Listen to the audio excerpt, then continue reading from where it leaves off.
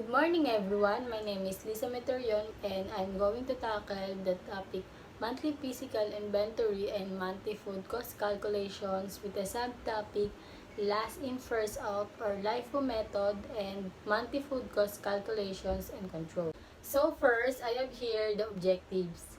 On the completion of this module, the learner will be expected to explain the definition of inventory and physical inventory, familiarize the step-by-step instruction to take physical inventory, explain the importance of food cost calculations, determine the basic formula of cost of food in a month, discuss and explain the LIFO method and how it is being calculated, and last, differentiate between real food cost and actual food cost. So, let's move on to the introduction. This module deals with the concept of monthly physical inventory and monthly food cost calculations, which reporting inventory and unit food costs accurately is essential to determining actual costs. It is commonly conducted monthly, but it can be based on any period your company selects. Determining the accurate value of the product inventory will cause inaccurate calculations of gross cost and gross profit.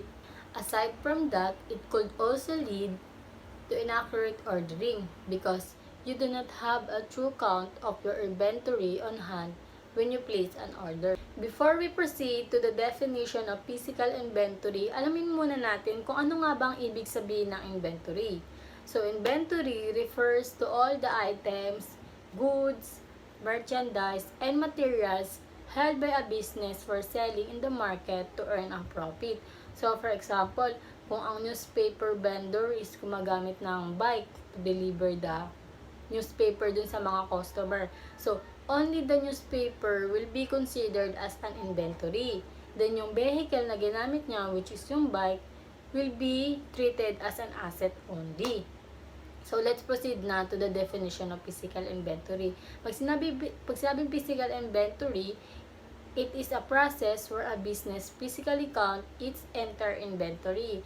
It is also an actual count of goods in stock. This can involve counting, weighing, and otherwise measuring items, as well as asking third parties for counts of inventory items that can be considered to them. So, why do we need to take a physical inventory? So, bakit nga ba?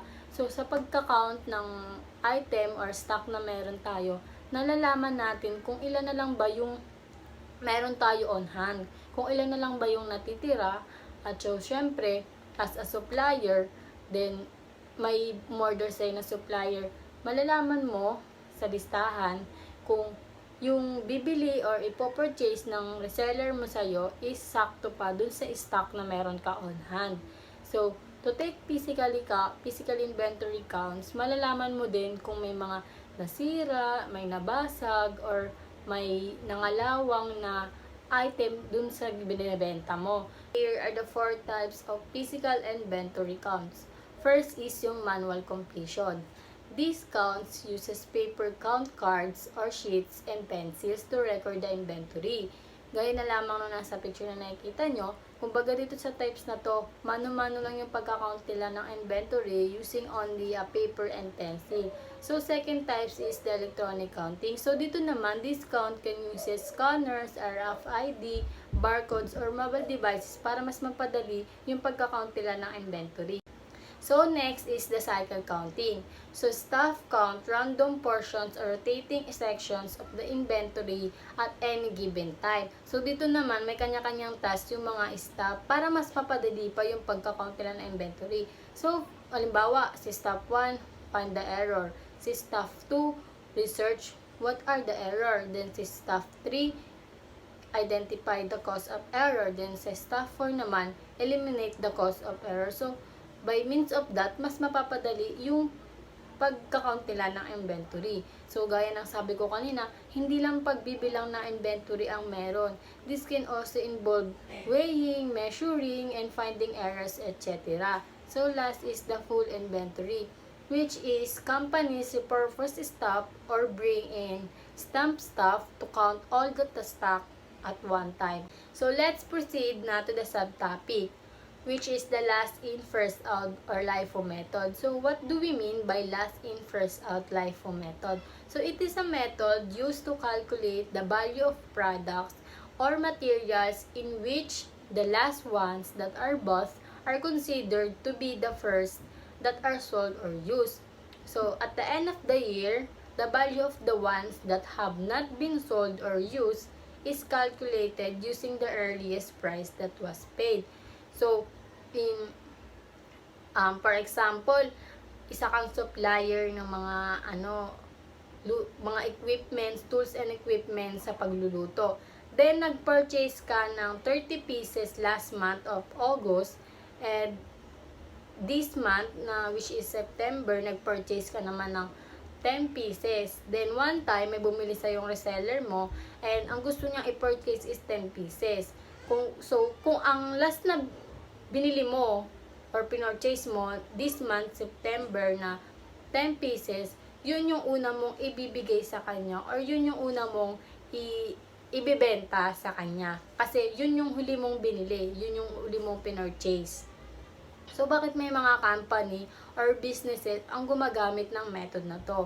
Bakit nga ba? So, because in times of inflation, many companies switch to a last in, first out method of counting in order to avoid paying tax or profit that appear higher. When should a company use last in, first out or LIFO method? So, companies use LIFO method when prices are rising. It can be advantageous for companies to use LIFO because they can take advantage of lower taxes.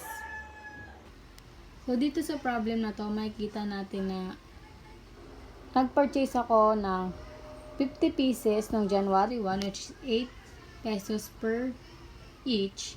Then, nag-purchase ako ng January 2 ng 20 pieces, which is 7 pesos each.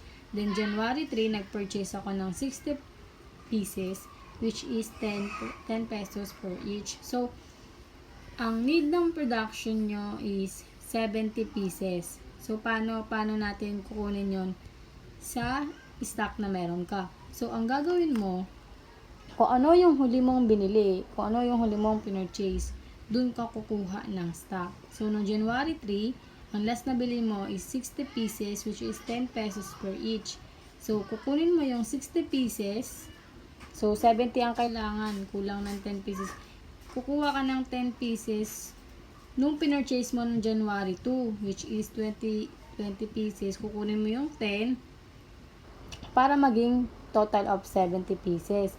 So noong January 3, nag-purchase ka ng 60, which is 10 per each. Ita times mo lang yung price nun sa quantity. Then, ganun din noong January 2, kumuha ka ng 10 pieces kasi nga kulang ng January 3, 70 pieces yung kailangan. Ta-times mo lang ng price nun, then yung quantity.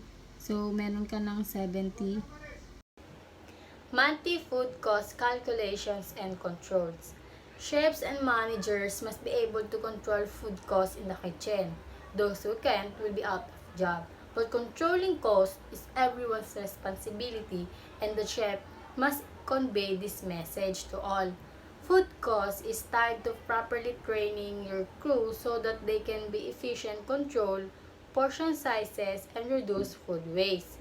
So, food cost refers to the ratio of ingredients cost to revenue generated from food sales using those ingredients.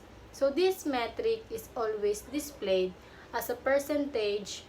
Food costs provide insights into a restaurant's or bar's profitability.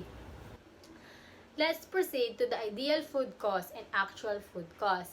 So, ideal food cost is a calculation that doesn't factor in inventory losses. It is what your cost will be if you run the perfect restaurant with no waste. So, from the word ideal, ito pa lang yung naisip mong food cost kasi magpapatayo ka pa lang ng business or ng restaurant. The next is the actual food cost. It is calculated using real inventory levels and it's always a higher percentage than ideal. So, unlike sa ideal, kung sa ideal, yun pa lang yung naisip mong food cost. So, sa actual food cost, ayun na mismo. Kasi, andun na yung business and meron ka ng restaurant. So, here are the formula on how to calculate food cost. So, food cost is equals to beginning inventory plus purchases minus the ending inventory and divide to the food sales. Here are the step-by-step on how to calculate food cost. So, step 1, determine inventory usage. So, ito yung mga nagastos ko, which is the beginning inventory is 2K. Then, ang nagastos kong purchase para sa ingredients is 1.5. Then, ang ending inventory ko is 1.7. Step 2, find your total sales. So, sa salmon dish, nakasold ako ng 15 plates, which is 150 per plates. Then, tinimes ko sa 15, the total is 2,225. Sa soup naman, nakasold ako ng 35 plates, which is 50 per plates. Tinimes ko sa 35, then ang total is 1,750. Then, sa salad naman, nakasold ako ng 10 plates, which is 100 per plates. Tinimes ko sa 10, then ang total is 1,000. So, ang overall total is 5,000 pesos. Step 3, so dito mo na gagamitin yung food cost formula. So, ang food cost formula is beginning inventory plus purchases minus ending inventory. Divide mo sa food sales. So, nakuha mo na yung food sales kanina, which is the 5,000. So, first, ang gagawin mo, pa-plus mo yung beginning inventory, which is 2,000 plus purchases 1,500 and ma-minus mo yung ending inventory, which is the 1,700. Then, i-divide mo sa 5,000. So, 2,000 plus 1,500 minus 1,700 is equals to 1,800.